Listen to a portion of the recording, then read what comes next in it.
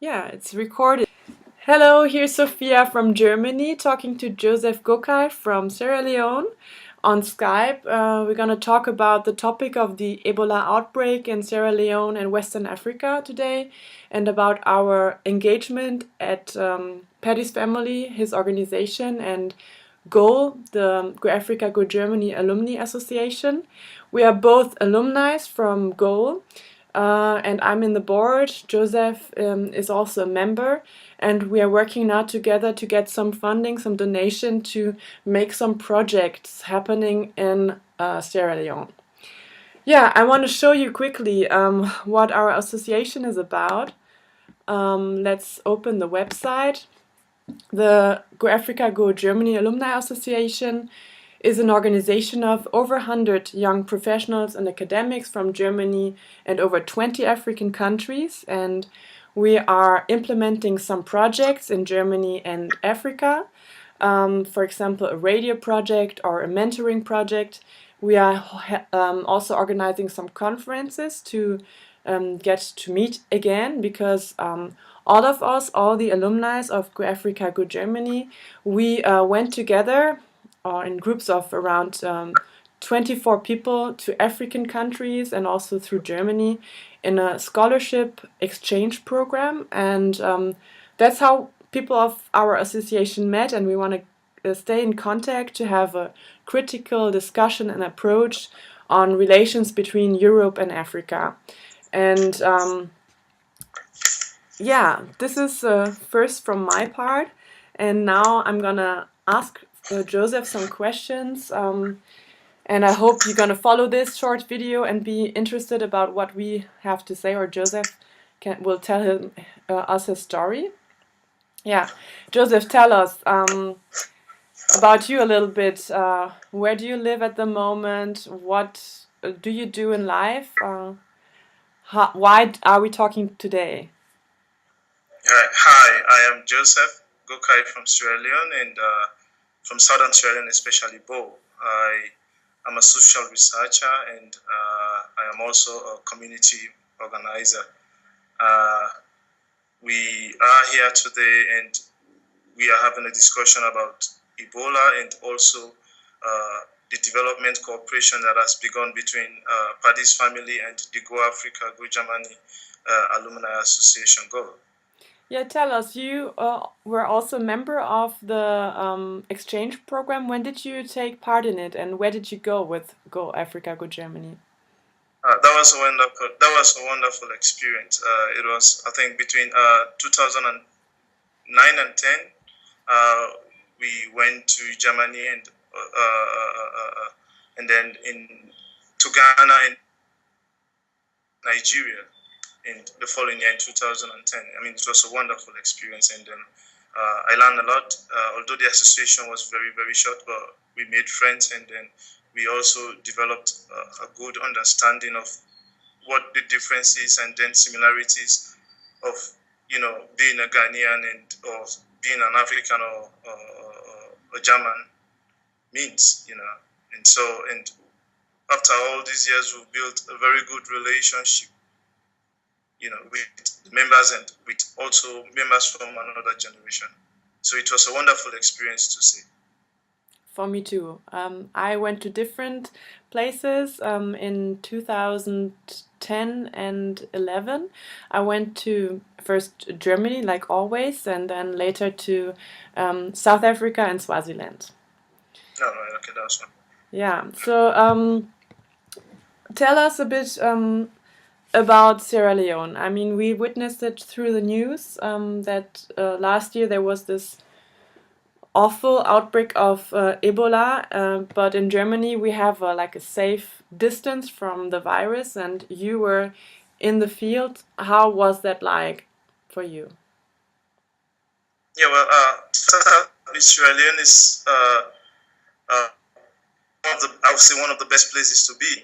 I mean, for all good and bad reasons, Sierra Leone has been in the media for like past 2 decades. I mean, in 10 years back, there was this civil war with horrendous atrocities, and as a nation, we survived and we we ended the war as quickly as possible with just 11 years, and then we have taken over 11 of those past years again, and to build our strength and to move forward as a country. And the Ebola outbreak, or even before the Ebola outbreak, we had developed a resilience to the crises that we face as a nation, and we had a very good government in place that had rolled out a whole agenda for change, and we had passed that. And even right at the start of the outbreak, we had also entered a phase like the beginning of a new agenda for prosperity.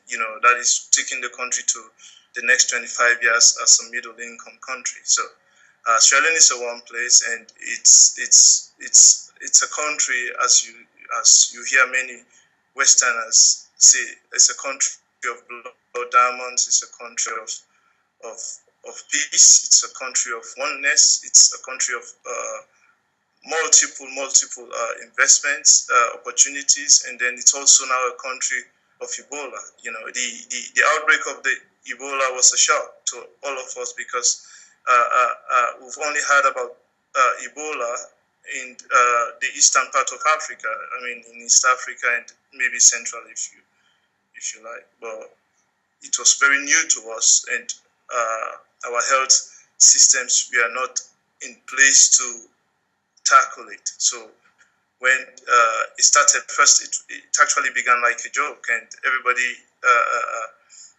was playing about it, Ebola, and there was this comedy all around town, particularly in the capital, in the national capital. There was this comedy about it, and people were playing and making fun of it. But then as it hit Kailan hard, and by that time it had reached Monrovia, which is our neighboring country, Liberia, and so we started to feel the pinch of it, and it started spreading in like wildfire.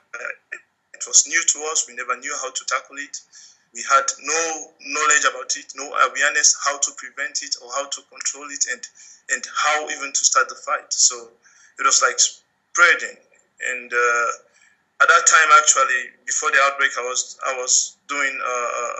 enrolled at Jala University, one of our local universities here, doing an MSc program in urban sociology. And so I was moving around the country doing some research, because my interest area was marginal groups, particularly commercial motorbikes. So, and then I haven't got that point.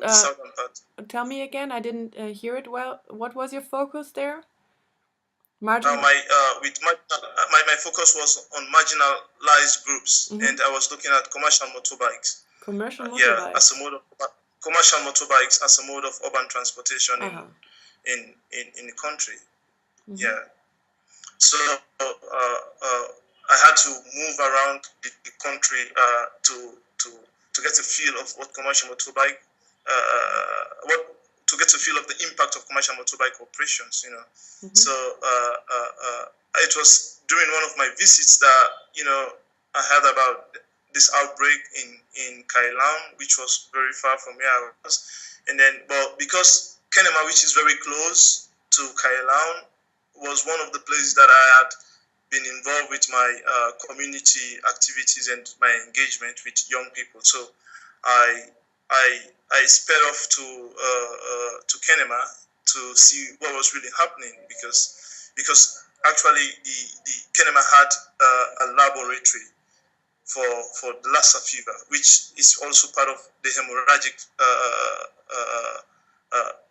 family. So when the outbreak was in Kailan, patients were brought to Kenema, And so there was this huge panic in Kenema about, the rate at which people were dying, and then the infection started to spread. So the quick thing for me was to first go online and learn about it, because for me it was very risky. After I had received call from my parents, friends, and family that that I should leave the area, and so once I got online and started reading about it, and I knew there was something that could be done, particularly because I am not a medical person, and there is no knowledge about how to handle it. So for that first 1 month, I relied so much on the material that I could gather online. So I used those to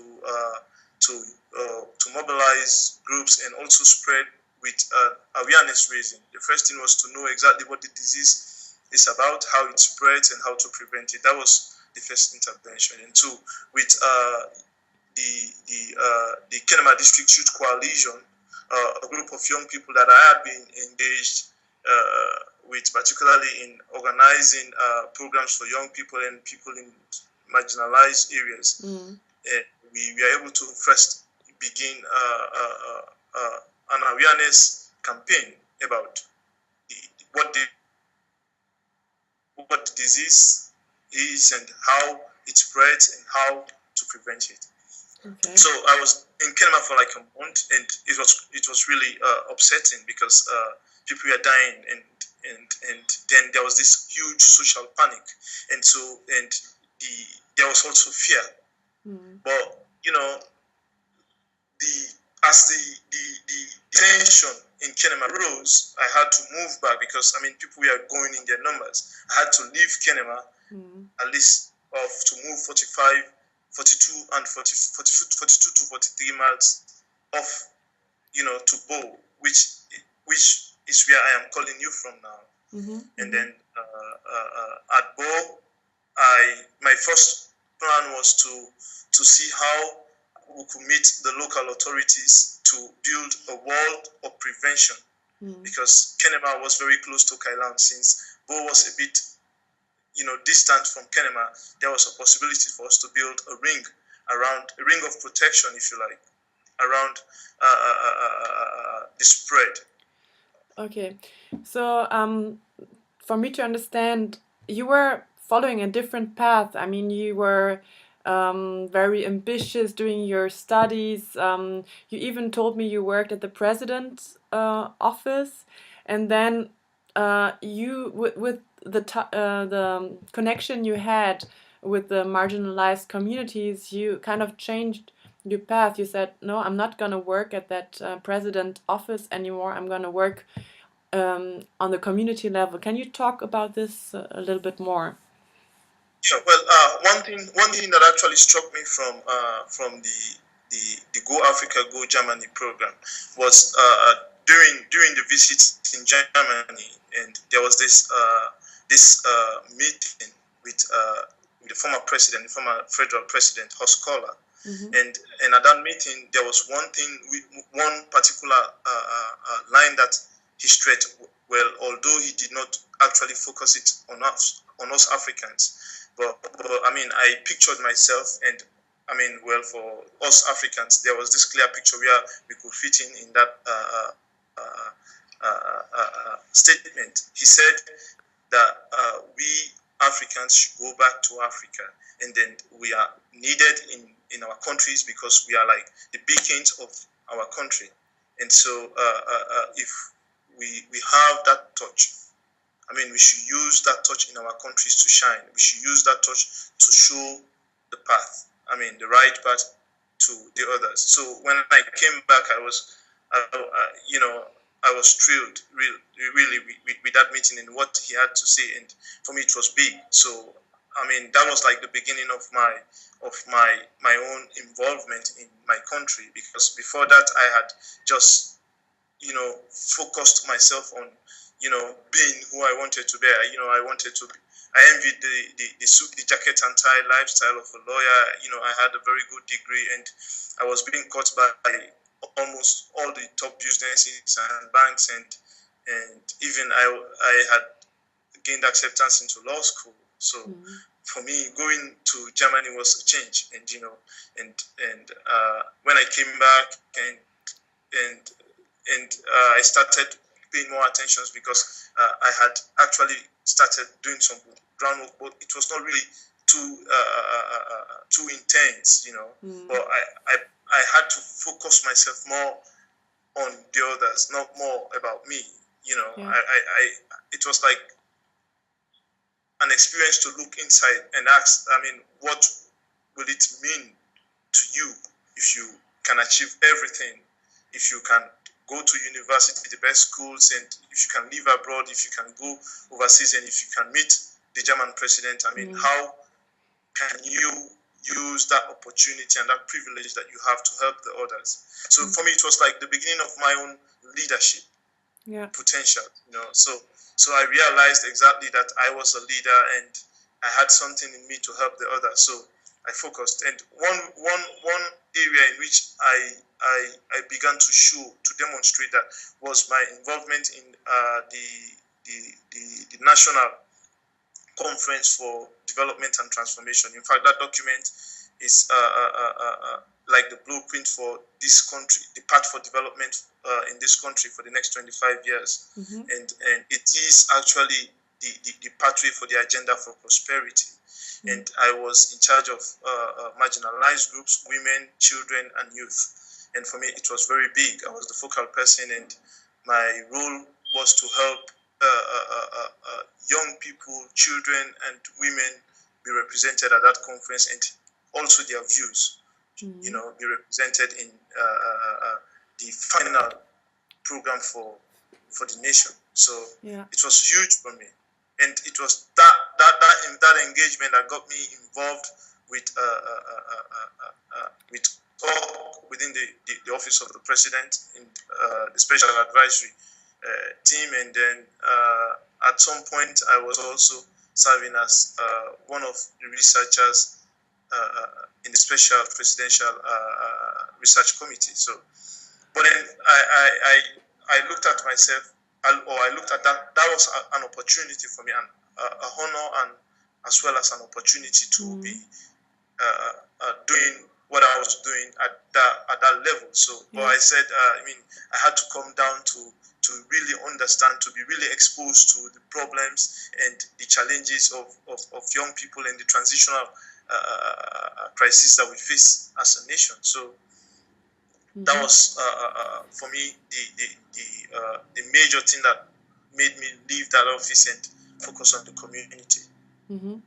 Yeah, so at the one hand you were on the strategic part, making action plan, writing concepts, and then at the other side really in the field, meeting people, getting to talk to them, seeing what their problems were, and then you thought you can change maybe more on that level. Is it like that? Yes. Can you change more if you're working in the communities, or is it, I don't know, a broader approach when you work in a official ministry or president's office and you're doing like a strategy? For you, what do you think? What changes more, or how do you perceive it? No, well, I think one thing that I was exposed to while working at that higher level was that when it comes to young people, that everything that is being done for young people does not come from young people themselves.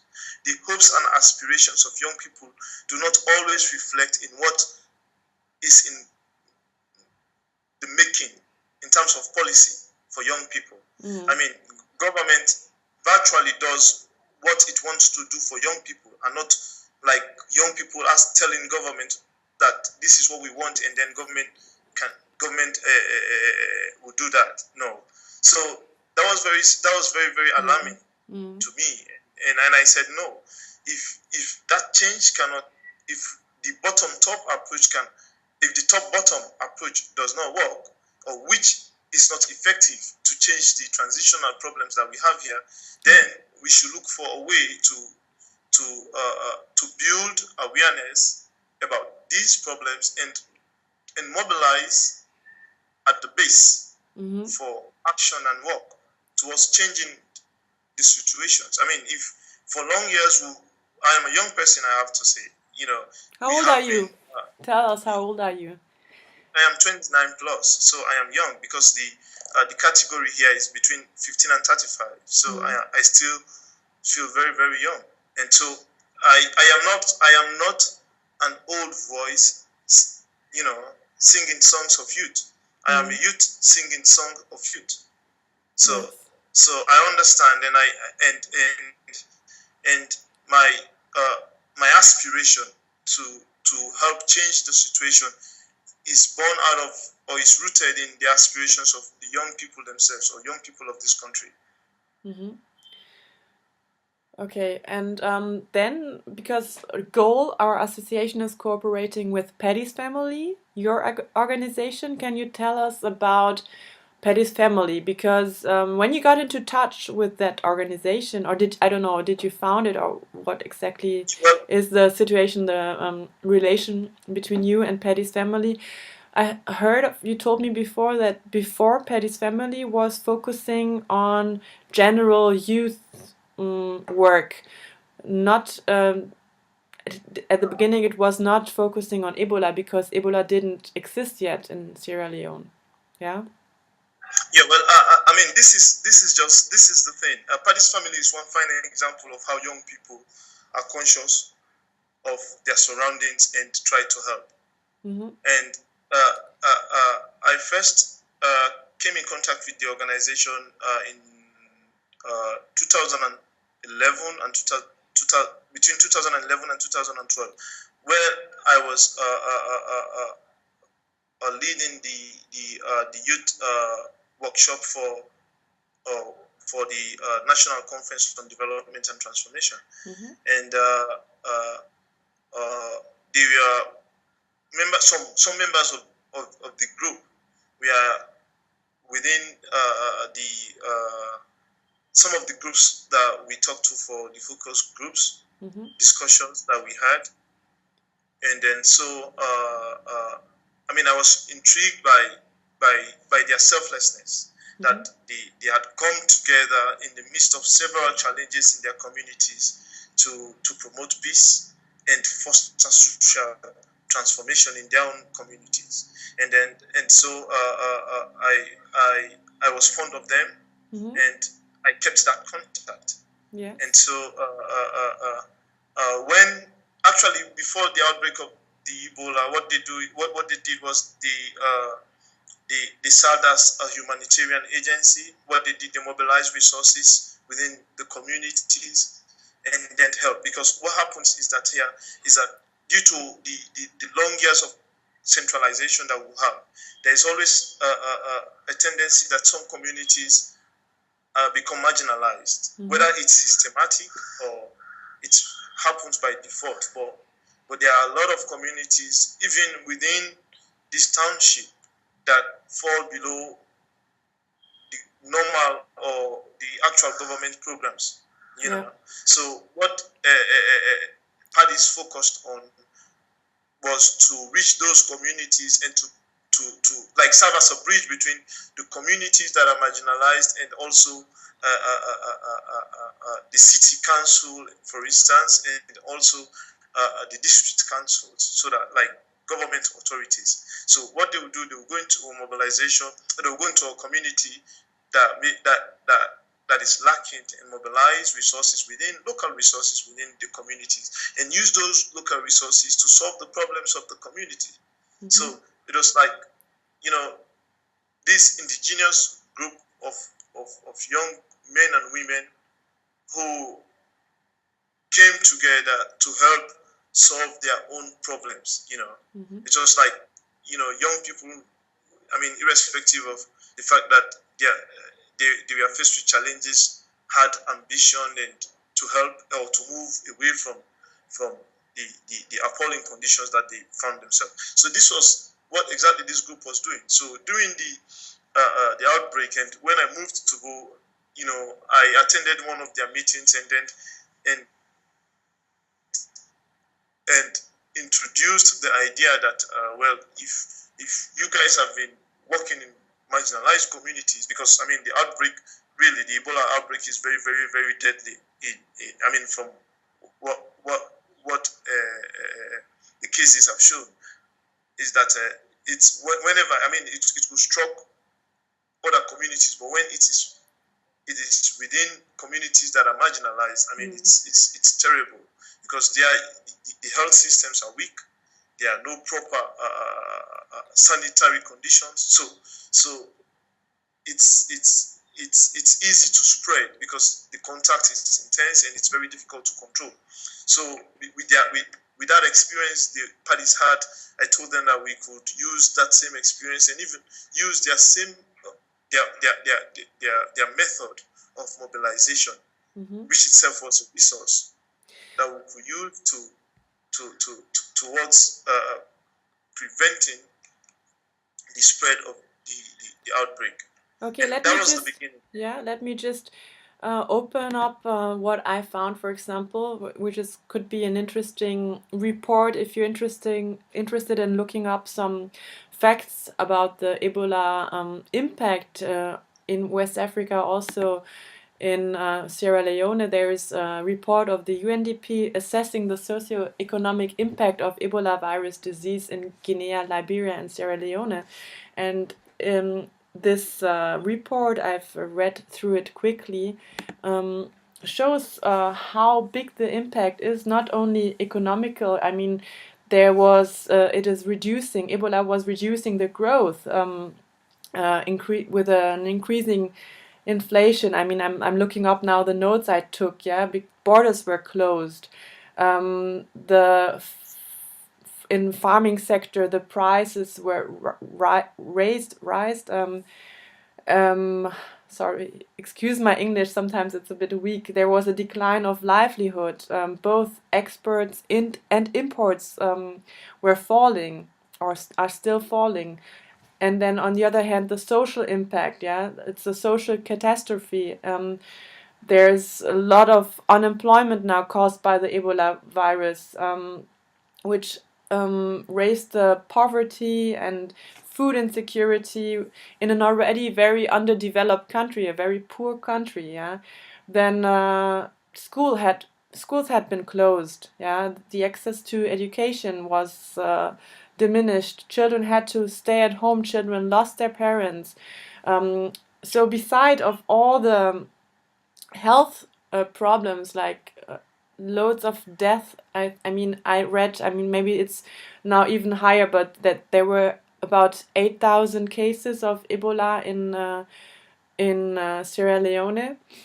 There are a lot of different effects on top of that. The impact is huge. And so tell us first, how did you try to tackle the direct impact of Ebola in that marginalized communities, and how is Patty's family trying now to bring relief also and help handle these different impacts on a broader level, on a more social, cultural level?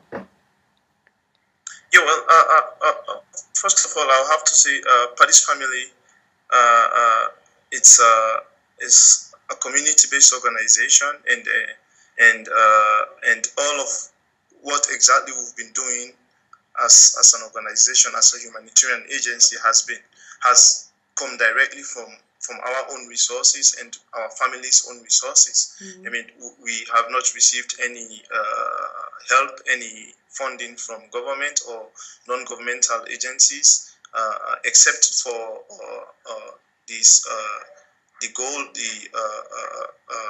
that has been kind, particularly in supporting us mentally and in also promising to help. But the outbreak, as you stated here, or you've seen in that UNDP report, and I think that report was even published very early at the start. Just maybe 6 or 7 months into the outbreak. Well, I mean, it's true, and the picture painted there is exactly what is the case here. And then the Ebola is, I mean, it's just no nation no nation can really stand up without proper health. I mean, if you take the state as a social system, as a whole body, if one part is affected, then all the others suffer. So, I mean, what we don't have the means, because what we are trying to do, what we are focused on as an organization is to pay attention to the areas, or to complement the effort of government and other non-governmental agencies. I mean, we don't have the funding to do that big, so what we do is we provide community support. For instance, with when somebody, because now what we do with survivors is that we provide social support.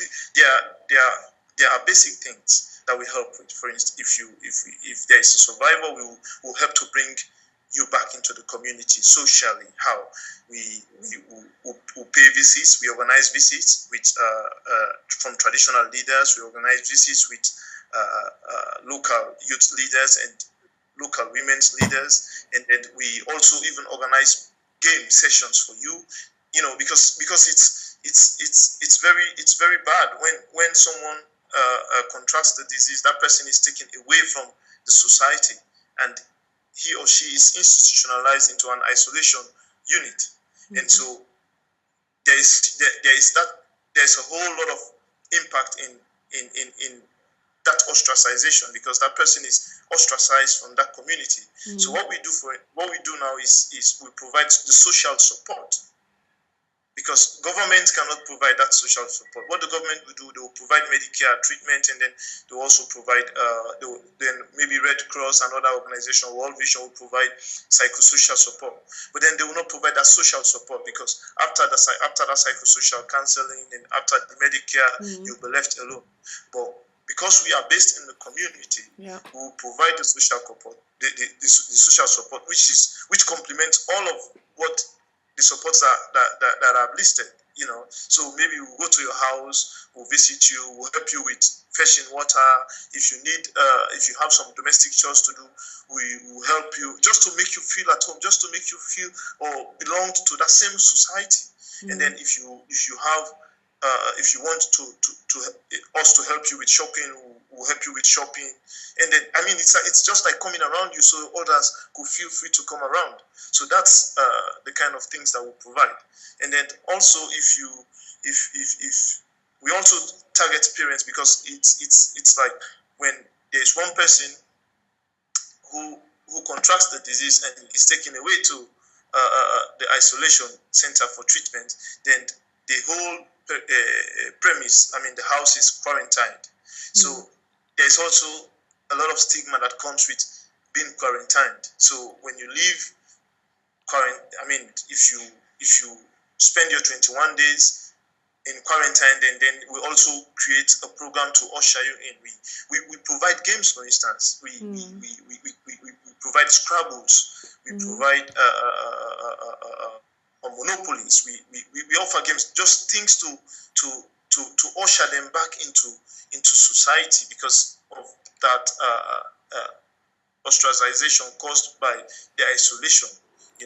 So these are some of the areas we focus on. And then and quite recently we have also been blessed, and we've raised some funds from friends, and I had some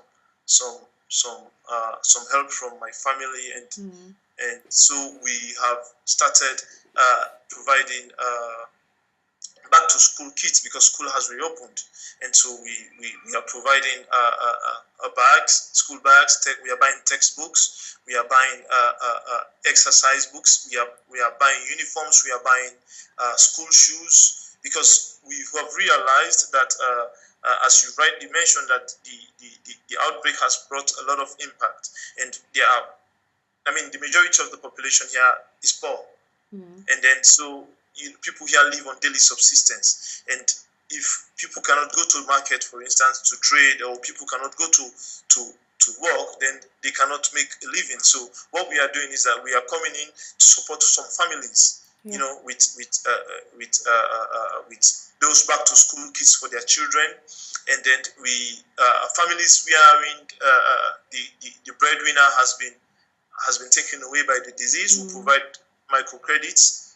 I mean, soft loans for the the the the the wife who, in the case if it's the husband that is taken, or if it's the woman that is taken away, then will help, because here mostly women are breadwinners here.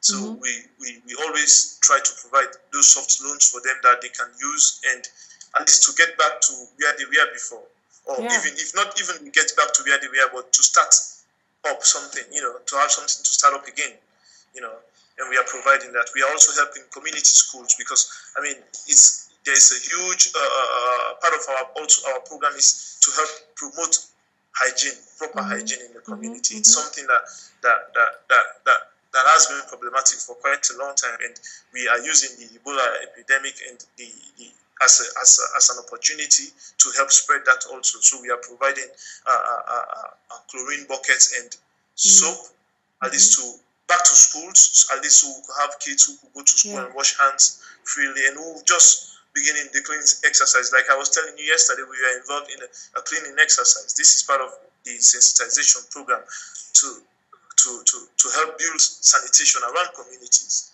Okay, let me summarize. So Patty's family tries to give some feeling of normal life back in the crisis, and you guys, you did everything out of your proper savings or some financial help from your surroundings, from your family. You didn't get any financial support from the state or from international donations at all so far. So also, you guys put yourself at risk going there in the center of the Ebola virus outbreak. Tell me about that. You've said that you even lost friends or colleagues, and you even thought at a moment that you were sick yourself. Yeah. Actually, I mean, it was a risky business. I mean, it was a risky business in the sense that the difference here, we refer to Ebola as well, but the difference between the Ebola and the physical, the war itself, is that the Ebola is deadlier in as much as you don't know who exactly is, like, who is the enemy. I mean, who is having the virus. And during these programs, we move to communities, we talk to people, because you have to be real. If you are going to a community and asking people to for instance, to meet with people who survived the disease, to understand that you have to accept people back, to forget about stigmatization, to break those rings of fear created by the disease, then you have to go very close.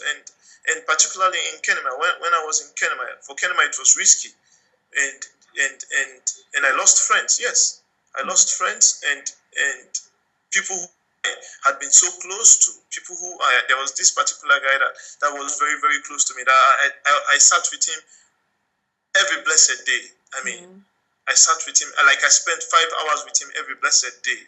And what happened? The sister contracted the disease from her partner, and she ran to Freetown, the national capital, and then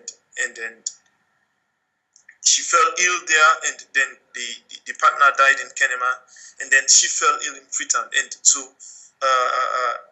this friend of mine had to go to Freetown to meet her sister, because the problem here is that we are a very close unit. If you fall sick, you require a lot of help, and here most of our help come with touching, and it's not like in distant societies where you have people fall sick and then you just go to hospital. No, here when you fall sick, you stay home for some days and you try local medicines, you try a lot of things, you try paper doctoring, and then from there you move on to hospital when it gets worse. Then there are two things that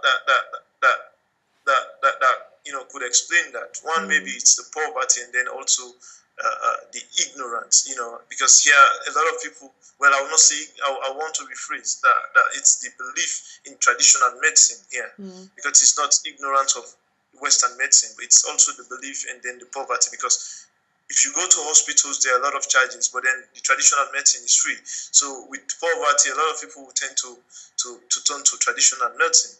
Yeah. So that was the case. So this friend went to Freetown to see her sister, and then he contacted the disease there also. So by the time he came back, the sister died, and we actually met that time. He came, we sat together, we played some games, and then we separated, and he left, and he went home, and I went home, and then the other morning I just got a call from another guy saying that he had some bad fever, and I said they should call 117, which is the emergency call. And then when they called the ambulance in, then he came and they rushed him to the treatment center. But then, I mean, it was very heavy, and then they tested him, and it proved he had actually contracted the virus, and then after some days he died. And then those two other ladies that were very close, volunteers that were very close with him, also lost their lives. And it was in between that I actually started feeling sick, because I was thinking that it was the temperature, because I was very exposed also to malaria, to mosquitoes. I had no mosquito bed nets, and I was not like drinking, very good water, so excuse me, all those things. So I fell ill, and I developed some skin rash all over my body. I was very scared. I had to immediately send a picture of myself, with all the rash on my skin to Kai, and it was very worrisome for us. For Kai is, to just explain to those who are not in the Goal Association and are going to watch that video, Kai Striebinger is our president of the board in Goal, and you were in constant contact with him over that time. Yeah. Yes. Yeah. And I went, and because I mean it was scary. The first 2 days I had to keep myself, because there is this knowledge that between 2 and 21 days, if you have an outbreak, then you begin to see symptoms. So when the rash appeared all over my skin, I had to wait for 2 days to see exactly what was happening. So I had to isolate myself and just confine myself just to my room.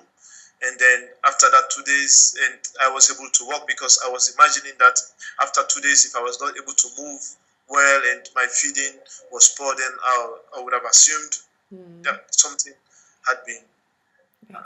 Maybe I was, I possibly contracted the disease too. So what I did was to go to hospital to test, and then it proved malaria, and that was my 6th, infection, of malaria. So malaria in 7 months, so it was very scary. Yeah. But what went through your mind when you thought, now maybe you have a disease that might cause death to you? Yeah, well, when I first, especially at the time that I sent to Kai, I mean, it was disturbing. It was disturbing. I was thinking a lot. I was thinking about, I have a daughter. I was thinking about my daughter. I was thinking about my parents, my mom, and I was thinking about my brothers, my sisters, and I was thinking about everything that, because everybody was against my decision to travel 150 miles into the Ebola affected zone, and so I had actually had the opportunity to leave the country, to maybe go to Ghana or Gambia to seek refuge, but then I chose to stay, because I think if I consider myself Sierra Leonean, and I love this country so much, then I have to be with the people at all times, even in such a dire condition. So for me, it was mind-boggling. I was thinking, and I was even praying. I was praying a lot. I was praying a lot that for mercy, for protection. Yeah. You And thank told God. me. Thank God. Yeah. Thank God that you are safe and still alive. But you also told me that you cannot be happy with people around you not being happy, and that Well, this yeah, is also a motive for you, for your work. yes. I mean, the thing is, Sophia, is that it's very strange. We Africa, well, Sierra Leone as a country, we uh, we have uh, we have everything it takes to make this place a better place. I mean, we have the number, we have the resources, and all we need is very effective leadership. And and this leadership is now it's not more about looking at leadership or beginning to talk about leadership at the top. It's leadership, competent influence. At the bottom, Mm-hmm. that we require so much, because everybody with my education now and with the privileges that I have, I might want to go overseas and live there and look for all the jobs and be wealthy and come back home and maybe run for political office. And so maybe because this is what is happening here. But no, I don't believe in that. I think that we are like like a one-eye blind Mm-hmm. in a community of blinds, Mm-hmm. and everybody around you is blind with both eyes, and you are the few people, or you are one of the people that lucky enough to just be one eye blind. So you have one eye, and your responsibility, divine or or inspirational, is not to to use that opportunity that you have, or that vision, to rule others or to lord them. It is not to use it to benefit out of them. Mm-hmm. But I think it's to use it for the betterment of the other. It's for me. I see myself as a bridge, more or less. I see myself more or less as a bridge between the present and the future. Mm-hmm. Not I don't see myself as a future. I see myself as a bridge, because I mean, even for Nelson Mandela, may his soul and all the faithfully departed rest in peace, to emerge to save South Africa from the clutches of apartheid. Mm-hmm. It took people like Stephen Biko before him, Mm-hmm. and even Governor Mbeki, to lay the foundation, Yes. or to make that way, or to build that bridge, so that he could walk on with such a dream to save his country. So I just think that if we cannot help effect the change that we believe in, but we can lay the grounds for the change that we want this country to have. Mm-hmm. Beautiful what you say. I mean, this is very inspirational, and I guess you're also a role model for other young people over there. Maybe you also have some idols. Do you have any idols, African idols that you follow? Or do you want to Yeah. become president of Sierra Leone one day yourself? Well, I am quite young now, because the constitution does not allow me. I mean, with my services, I mean, the work I've been doing, the mobilizations that I've been doing around the communities, I've had local leaders coming up to me and asking me to represent, to run for parliamentary office, and I said no, because I mean, this is exactly what our members of parliament should be doing. Yeah. This is exactly what they should be doing. They should be with the people. They should represent the people, and they should be able to help mobilize the people to lift them away from this poverty. But then I don't think I think politics at that level, or even at that level now, is very corrosive. Now I might have all these beautiful ideas and I have the energy to push on, but then if I once I get co-opted into politics, there is also this huge tendency, because my perspective is changed. I'll be looking at things from a political spectrum, and and and forgetting my civic sense. So now the lenses I have on is more civic, than it is political. Although I am quite aware of the fact that all of what I am doing now is very, very political as well. Yeah. But then I think it's a time, and I want to be able to first build on my own capacity as a person, and I want to be able to be exposed to a lot of these problems, on a regional and even global stage, and see exactly how we first able to begin a serious engagement with effective policies and programs for young people, and then when the time comes, I'll consider that. But we cannot take anything from the table. Maybe one day, yes. Yeah, you just had an interview with the Oxford Scholarship Program because you got accepted at Oxford University. And do you want to tell us about this? If you get that scholarship, you're gonna leave Sierra Leone and live overseas. What does that mean for your plans to be around the marginalized communities and help in the ground? Does it help? Yeah. Yeah, well, yes. The Oxford opportunity is a wonderful experience. I'm looking forward to having a wonderful experience. It's a glorious opportunity for me. I think it is one of the places that I really need to be right now at this time of my career. With all that the exposure that I've gained over the past 6 and 7 years ago,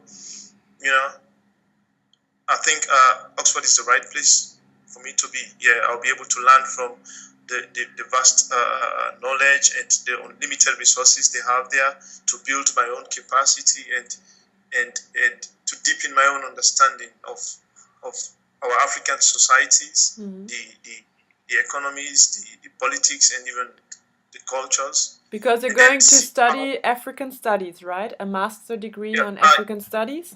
Yeah. Yes, yeah. It's actually I have a condition.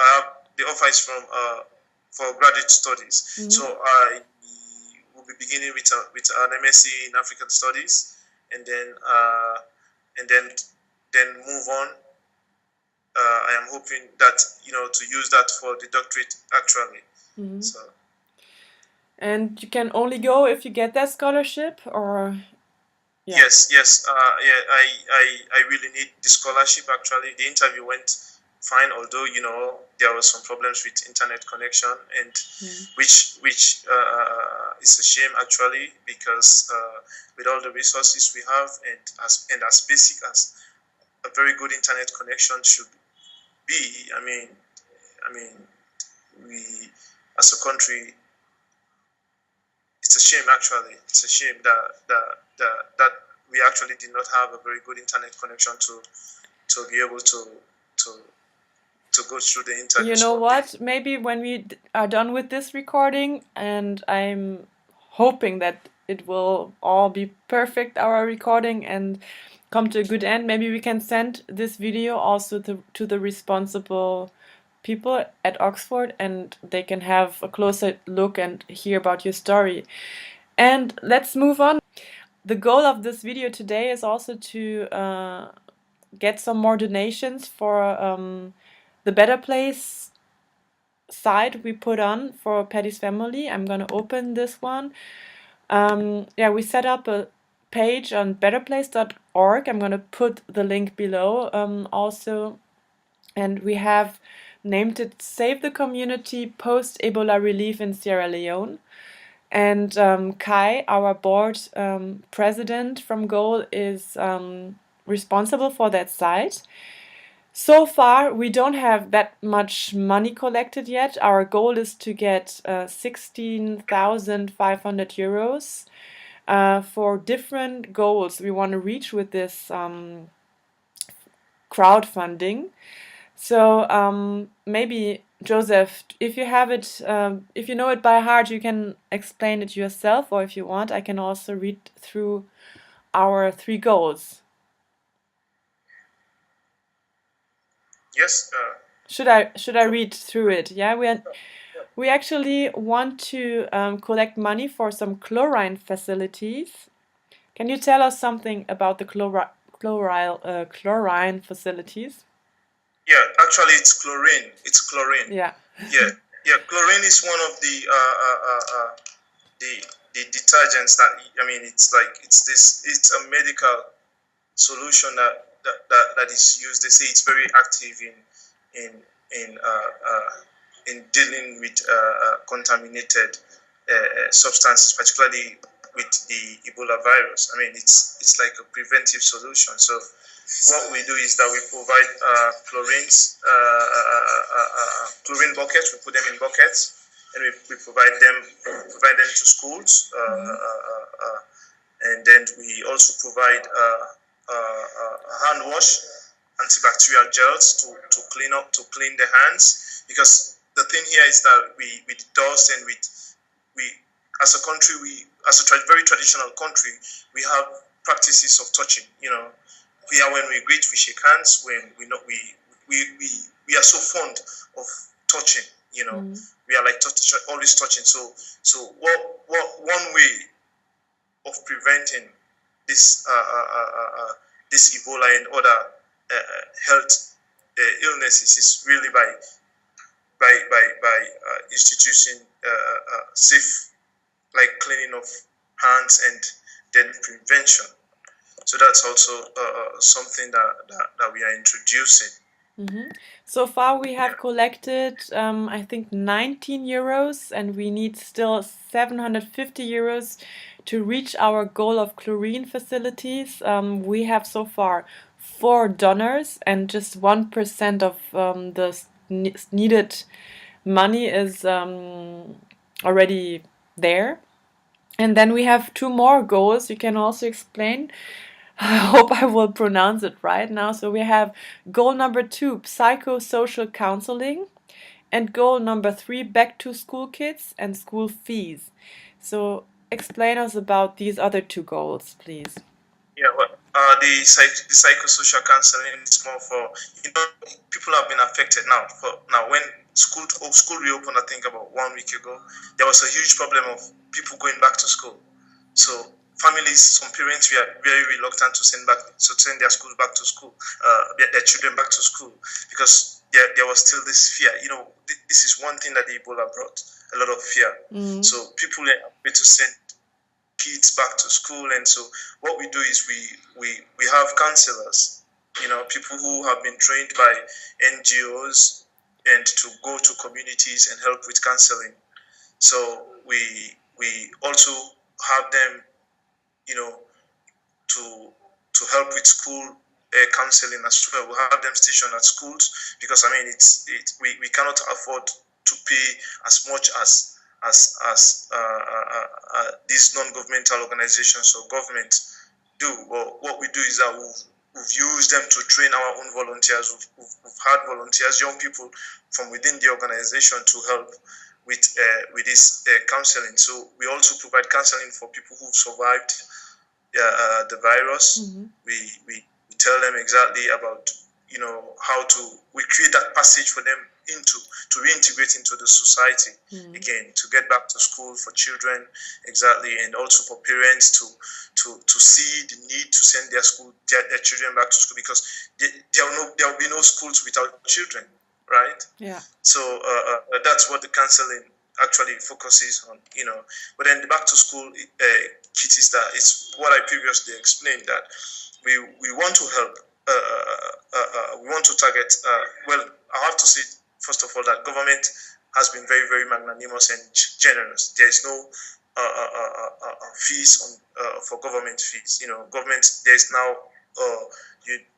unilateral or universal, if you like, uh, uh, waiver of school fees. But then government has taken that responsibility to pay school fees for all people that are attending government schools, right? But now, what is happening to other things like books, like textbooks, like exercise books, like uniforms, like lunch? People cannot go to school with children. We don't want children to go to school with a hungry stomach. So what we do is we are coming in and we are providing these supports. We are helping parents who cannot afford. The stress is on those who cannot afford and those who fall below the lines or the target groups for government. So because they are very, very, very, very poor people in these marginalized communities. So we are providing school fees, we are providing textbooks and exercise books, we are helping with school shoes, we are helping with bags, and we are also giving out microcredits, small loans. Let me just to families. Okay. Let me just tell the people watching, this is our betterplace.org site. You can see Joseph in the Bow district at the Ebola Response Center on the picture. You can see that we haven't reached our goal at all yet. The donation has just started and we didn't communicate it yet too well, so that's also why we're doing this video here. Please feel free to share this information and ask around. Feel free to donate even a little amount of money, 10 euros maybe, or like I did 30 euros. My parents are planning to donate 100 euros. The only problem maybe to German people is that this donation is not relevant for your tax declaration, but I think that shouldn't be such a huge problem and shouldn't avoid you donate some money for these really concrete projects, I guess. And it's also very simple. It doesn't take much time. And I also wanted to underline and emphasize that it's not only the German fellows, for example, from Go Africa, Go Germany, we are addressing this video to. We are also asking our African comrades maybe to donate and to make that clear, because I wanted to know from your side also, Joseph, what do you think if donation, giving money, also especially from Western countries to Sierra Leone or to Africa in general, Western Africa, is the clue, is the solution? You told us before that no, we have it, the change has to come from within Africa, but there are some people who criticize this system of donating, and some who might maybe feel some how you say, yeah, resistance to really press the donate button because they don't think it's the right way. What do you think? What can you tell us about this topic? Oops. No, I think that if you have a friend and your friend's house is on fire, and then he's your friend or she's your friend, you have the heart to help.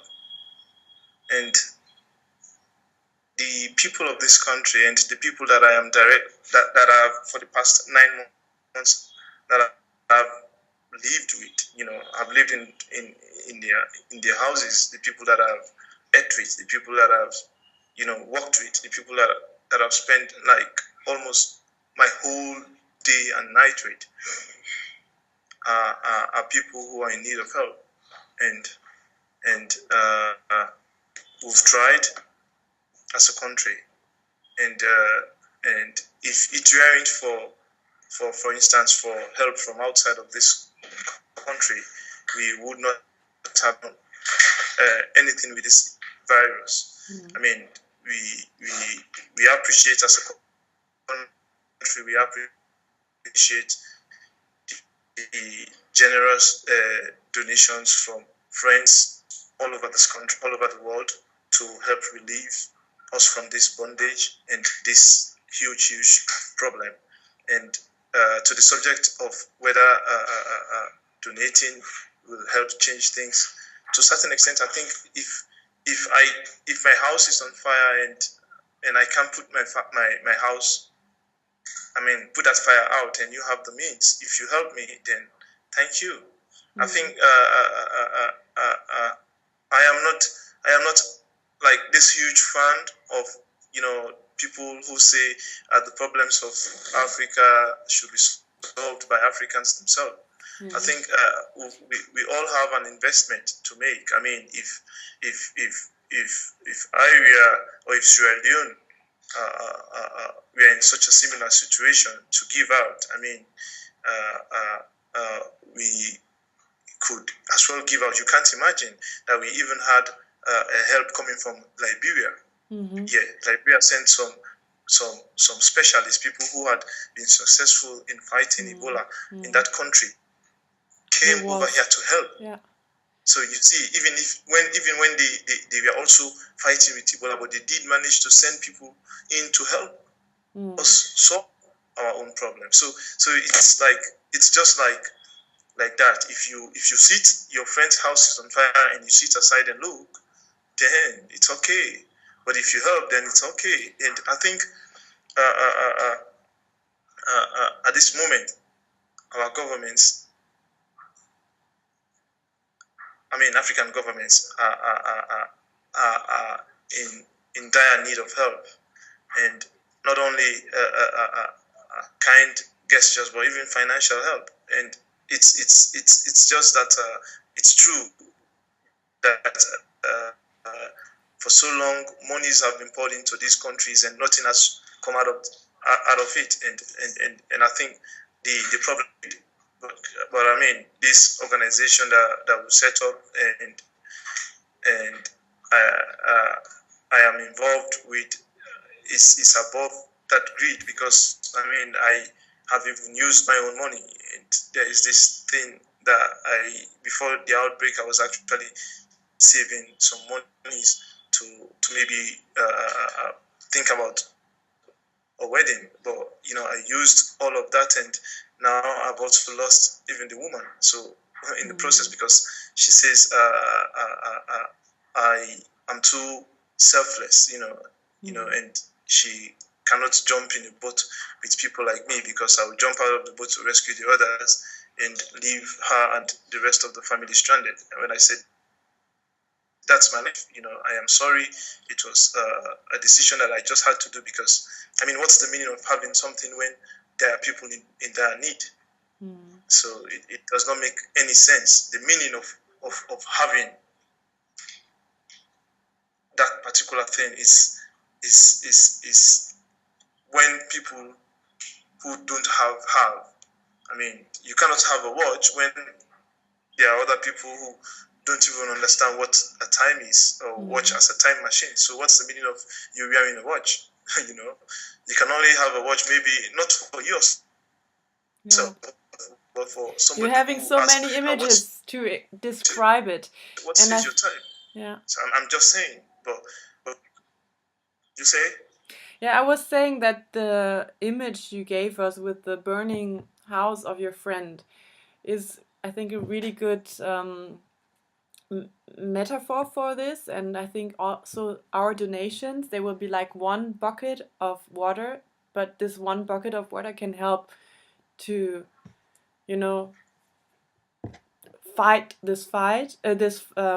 And I hope that people in our goal network and also others who want to help are gonna donate this one bucket of water, and you can choose the program, the project you wanna put money in. There are 3 goals, 3 different approaches to bring relief to that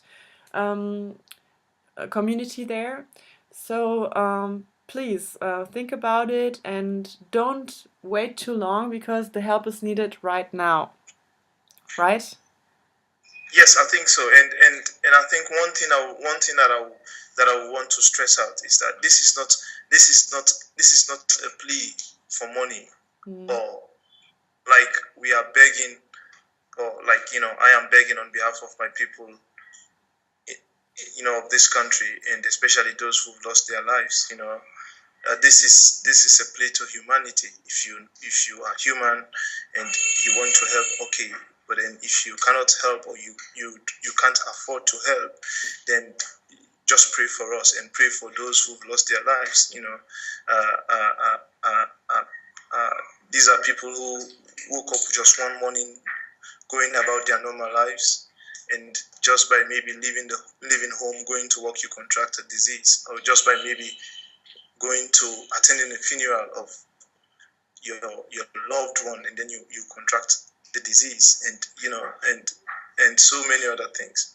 So it's basically a call to humanity. If you think you are human and you believe in giving, then okay. But it's not a plea, or it's not like we are begging for money, but it's because, I mean, what I'm saying is this is the kind of things that have been happening, because people will always, there's always people, opportunists out of chaos, people who want to make such a thing as an enterprise and begin to seek money out of that. The systems we have in place is that we have a secure system in place that even that one penny sent into this country from anybody could be traced, because the organization is not only an association of young men and women, but this is an organization that is in the office of the paramount chief of Kakwa Chiefdom. And the paramount chief is the grand chief patron, and the secretary in the office of the paramount chief is one of the signatories to the account. And then also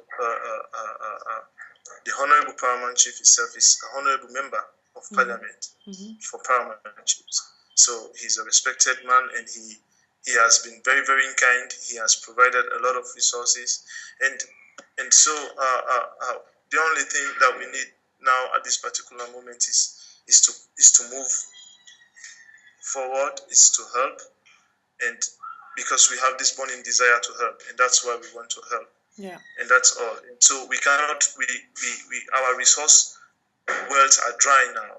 Like now, as I speak to you, I am. It's a shame, but I have to say it. I am broke. My account is zero. Because I've used everything that I own. I've used everything, and my mom has just flown in from the States, because I told her that I am her last son, and she loves me, and I told her if she thinks she wants a better path for me, she has to help, because I have used most of the family business money into in helping others, and it's interesting that I have to tell you that just before I came here for this interview, we had a disagreement about some financial disagreement about some donations that I've done. Yeah.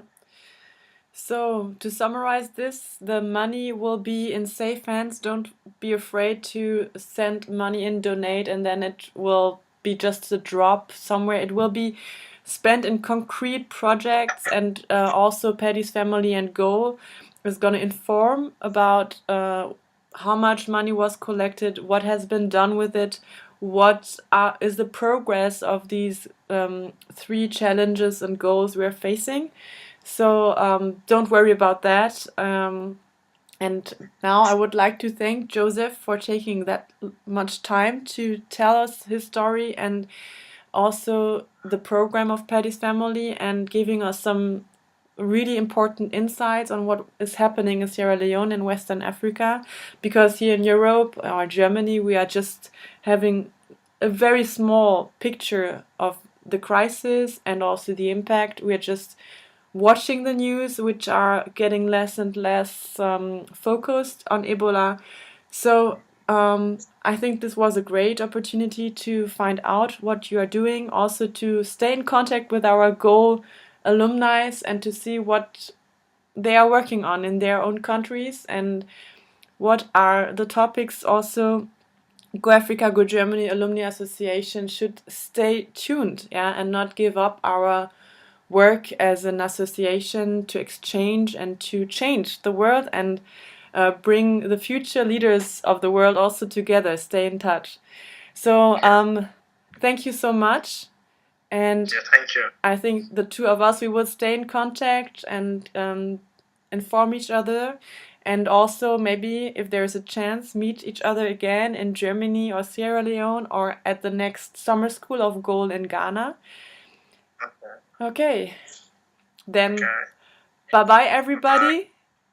Bye bye.